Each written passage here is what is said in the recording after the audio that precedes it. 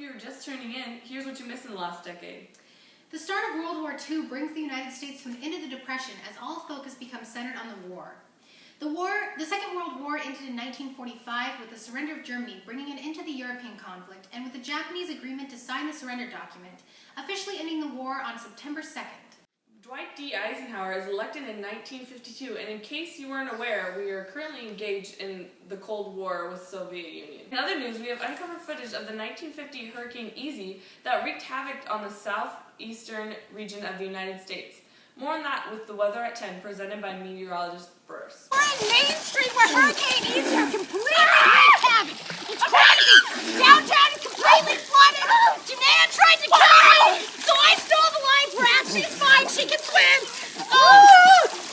We're actually in the eye of the storm right now, but it's getting worse.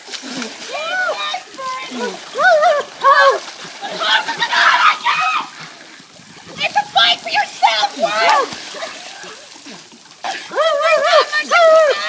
You know, but in this kind of business, in this day and age, a woman has to do anything to get a job.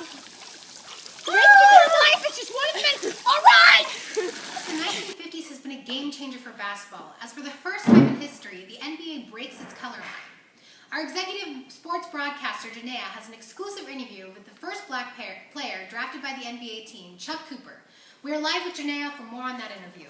Thanks, Amanda. The change happened in the 1950s draft when Chuck Cooper became the first ever black man drafted by the NBA in the second round picks by the Boston Celtics. In the 9th round of the draft, Washington chose Earl Lloyd of the West Virginia State. During this time, the New York Knicks signed Nat Sweetwater Clifton. On October 31st, 1950, Lloyd made his first debut on the courts, followed by Cooper the very next day. I sat down with Cooper for an exclusive. Chuck decided to leave the NBA in 1956. When asked why, his wife Irva said, "I think that even though he was the first trailblazer, I don't think he enjoyed the experience. I think it was painful and nobody liked him." That's all for sports. Back to you, Amanda. Breakthrough in segregation was not just happening on the courts. In Topeka, Kansas, the court case Brown v. Board of Education makes a major breakthrough in segregation on the educational field. In this court case, a young girl, Linda Brown, was denied enrollment by an all-white public school in her city.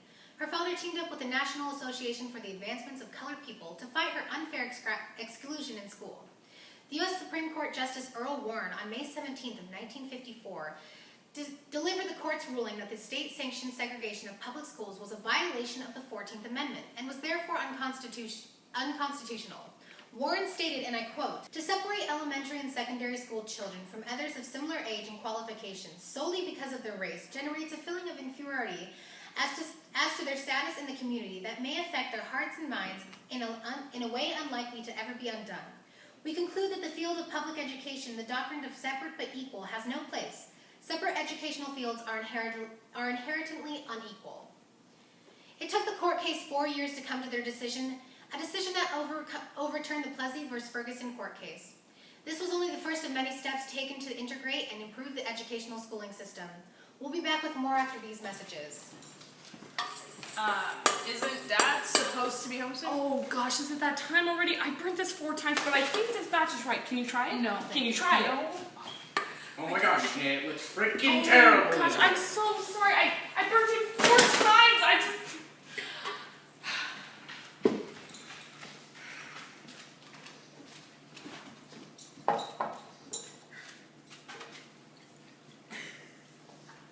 Are you a busy housewife?